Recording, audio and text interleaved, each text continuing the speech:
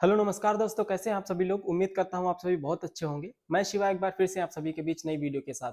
और आज मैं बात करने वाला हूं ईमारस का अभी जो रिजल्ट आने वाला है कुछ ही दिनों में। और उसके बाद की क्या चीज़ें रहेंगी, डॉक्यूमेंट आप लोगों को कौन कौन से तैयार रखने हैं। कुछ डॉक्यूमेंट्स हैं जो अभी आप पहले से तैयार करके रखिए, क्योंकि उसके बाद जब रिजल्ट आ जाए उसके बाद आप लोगों को थोड़ा जल्दबाजी रहेगी, तो उस चक्कर में आप लोगों का कोई नुकसान ना हो। इसलिए मैं सोचा क्यों ना एक वीडियो बना देते हैं कि आप लोग पहले से ही सारी चीज़ें डॉक्यूमेंट्स की तैयार करके रख लीजिए। क्या-क्या डॉक्यूमेंट्स ज़रूरी हैं और कौन-कौन सी चीज़ें आप लोगों को किस तरीके से करनी है, वो सारी चीज़ें आप लोगों को बताने वाला हूँ मैं। तो आप लोग ईमारस रिजल्ट से पहले तैयार रखें डॉक्यूमेंट्स कौन-कौन से, वो सारी चीज़ें भी मैं बात करने वाला हूँ आगे। तो चलिए ज़्यादा टाइम नहीं लूँगा, सीधे चल रहा हूँ। ये देखिए, आप लोगों का जो डॉक्यूमेंट्स का रहेगा, इसमें सबसे पहली चीज़ बात करें, तो सबसे पहला आपने जो एप्लीकेशन फॉर्म भर रखा होगा, जब आपने फॉर्म अप्लाई किया था उस टाइम पे एप्लीकेशन एक फॉर्म डाउनलोड किया होगा। अगर नहीं मिल रहा है तो वो आपके मेल पर पड़ा होगा, जहां भी आपने जिस भी ईमेल से आपने फॉर्म भरा है उस ईमेल पे आपका होगा, तो वहां से आप उसको डाउनलोड करके निकाल के रख लीजिएगा। ठीक है, तो पहला काम ये हो गया। दूसरी चीज आपको क्या करनी है, दूसरी चीज आपको एडमिट कार्ड। एडमिट कार्ड आप रख लीजिएगा। अगर मांगते हैं तो आप वहां पे लगा दीजिएगा, क्योंकि ये होना बहुत जरूरी है आपके पास। ठीक है ना, एडमिट कार्ड आपके पास होना चाहिए। उसके बाद फिर आपका क्या है, 10th की मार्कशीट। ठीक है, पहले क्या है कि जो लोग 2011 के पहले जिनका होगा, उनमें क्या होगा कि मार्कशीट और सर्टिफिकेट अलग अलग होगा। लेकिन उसके बाद से क्या हुआ कि मार्कशीट और सर्टिफिकेट एक में ही आ गया। तो वो चीज आपको रखनी है, यानी अगर आपका अलग अलग है तो दोनों चीजें रखनी है, मार्कशीट और सर्टिफिकेट दोनों चीज एक में ही है, तब तो अच्छी बात है। 10th का ये रखना है। ठीक है, तीसरी चीज ये हो गई आपकी। आगे बात करें, चौथा, 12th की मार्कशीट आपकी और सर्टिफिकेट। ठीक है, 10 और 12th हो गया। फिर उसके बाद क्या है कि आपका ग्रेजुएशन आता है। अब ग्रेजुएशन में आपने जो भी कर रखा हो उसमें आपका क्या रहेगा, ऑल मार्कशीट, जो भी जितनी भी मार्कशीट है वो सारी मार्कशीट लगेंगी। ठीक है, उसके बाद जो आपकी डिग्री होगी ग्रेजुएशन की वो लगेगी। अब कुछ लोगों का कहना होगा कि सर डिग्री तो अभी मिली नहीं है, और कुछ लोगों की आ गई होगी, कुछ लोगों की नहीं आई है। तो जहां से भी आपने ग्रेजुएशन किया है वहां से आप प्रोविजनल डिग्री ले सकते हैं। आप उनको बताएंगे कि मुझे जरूरत है, तो वो प्रोविजनल डिग्री आपको प्रोवाइड करा देंगे। उसके बाद आप प्रोविजनल डिग्री आप डीवी में लगा सकते हैं। ठीक है, सेम पोस्ट ग्रेजुएशन अगर आपका पीजीटी के लिए भरा है तो पीजी लगेगा आपका, तो उसके लिए भी सेम क्या, ऑल मार्कशीट होनी चाहिए आपकी, और डिग्री नहीं है तो आप क्या लगा सकते हो, प्रोविजनल डिग्री। आपको जहां से भी आपने किया है वहां से आपको प्रोविजनल डिग्री मिल जाएगी।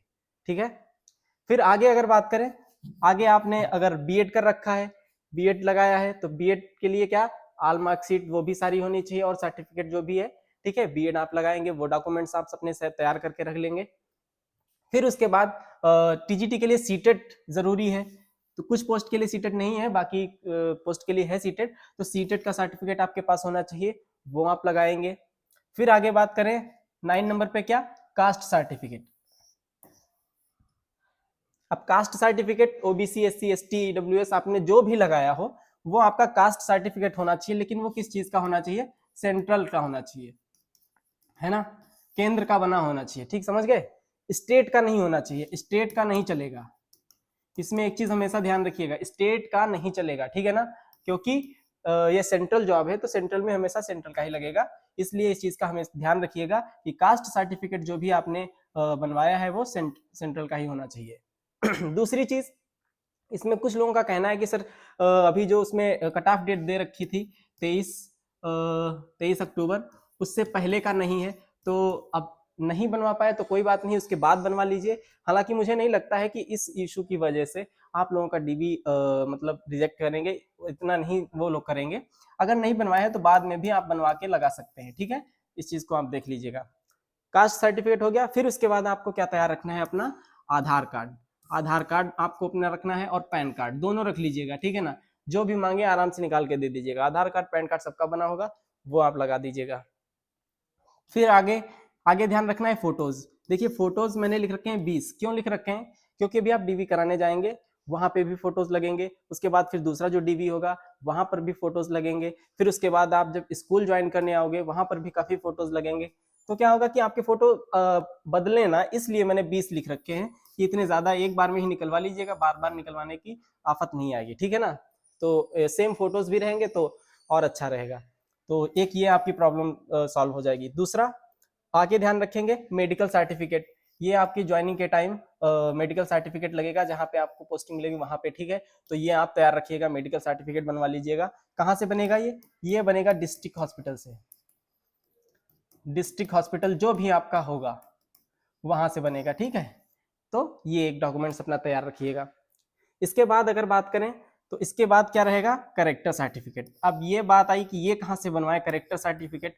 तो देखिए आपने इससे पहले जो भी आप जिस भी कॉलेज में हो वहां से बनवा लीजिए करेक्टर सर्टिफिकेट। जैसे आपने ग्रेजुएशन जहां से किया है वहां से एक बनवा लीजिए, पीजी किया हो वहां से बनवा लीजिए, 12th का किया हो तो आप 12th का भी बनवा सकते हैं, ठीक है। तो ये आपको डॉक्यूमेंट्स तैयार रखने हैं। बाकी आगे अगर बात करें और किन चीजों का ध्यान रखना है, थोड़ा सा उस पर देखेंगे कि जो आप ये सारे डॉक्यूमेंट्स जब रखेंगे तो इन सबकी ओरिजिनल जो कॉपी रहेगी वो ओरिजिनल कॉपी क्या रहेगी, एक सेट रहेगा। ओरिजिनल सेट कितना रहेगा, एक सेट ओरिजिनल रहेगा आपका। बाकी सभी की आप 5 सेट कम से कम जेरोक्स करा लीजिएगा। क्यों जरूरी है, क्योंकि क्या होगा आपके पास कम नहीं पड़ने चाहिए, अगर एक्स्ट्रा भी लगते हैं तो सही रहेगा। वैसे जरूरत तो 2 या 3 की पड़ेगी आपको, बट आप अपने लिए क्या करिएगा, कम से कम 5 सेट तो बना के रख लीजिएगा, एक ही बार कर लीजिएगा। बाई चांस कोई फट जाता है या इधर उधर हो जाता है तो आसानी रहेगी, ठीक है ना। तो इस चीज का ध्यान रखिएगा। और एक मोस्ट इंपॉर्टेंट चीज क्या, कि ये तो मैंने बता दिया कि सभी दस्तावेज क्या रखेंगे, एक सेट ओरिजिनल और 5 सेट जेरोक्स रखेंगे, ठीक है। उसके बाद बात करें कि नेम एंड अदर, ये क्या चीज है, ये है मिस्टेक। ये क्या है, मिस्टेक। अगर किसी चीज में आपका गड़बड़ है कुछ, यानी कोई मिस्टेक है डॉक्यूमेंट्स में, तो उसके लिए ध्यान रखिएगा एफिडेविट बहुत जरूरी है, ठीक है। तो एफिडेविट जरूर बनवा लीजिएगा अगर कोई प्रॉब्लम आ रही है डॉक्यूमेंट्स में। तो आपके पास कोई डॉक्यूमेंट्स नहीं है उसके लिए भी बनवा लीजिएगा, या फिर आपका कोई गलत है, कोई नेम या कुछ भी मिस्टेक है तो उसकी चीज के लिए भी एफिडेविट जरूर बनवा लीजिएगा। वो आपको काफी हेल्प करेगा, क्योंकि क्या होता है एंड टाइम पे दिमाग नहीं काम करता, फिर क्या जल्दी से जल्दी करना है। इसलिए मैं पहले ही सारी चीजें आपको क्लियर करे दे रहा हूँ कि अगर कोई भी दिक्कत है आपके किसी भी डॉक्यूमेंट्स में तो इस चीज का जरूर ध्यान रखिएगा कि आप एफिडेविट बनवा के ही ले जाइएगा। और अपने साथ A4 साइज पेपर भी रख लीजिएगा कुछ, ठीक है ना। A4 साइज पेपर रख लीजिएगा ताकि एप्लीकेशन वगैरह लिखना रहता है वहाँ पे। जब डीवी कराने जाएंगे तो वहाँ पे एप्लीकेशन भी लिखवाते हैं अगर जैसे कोई दिक्कत रहती है। जैसे मेरा ओरिजिनल डिग्री नहीं आई थी, प्रोविजनल ही थी, तो उस टाइम पे ये एप्लीकेशन लिखवाए थे। तो इस तरीके से सारी चीजें रहती हैं। बस डॉक्यूमेंट्स क्या क्या तैयार रखने हैं वो मैं आप लोगों को क्लियर कर दिया हूँ। अगर इसके अलावा भी कोई डाउट है आप लोगों का तो आप लोग कमेंट बॉक्स में पूछ सकते हैं, ठीक है। तो उम्मीद करता हूँ सारी चीजें आप बेहतरीन तरीके से समझ गए होंगे। तो फिर से मिलते हैं एक नए वीडियो के साथ, तब तक के लिए नमस्कार।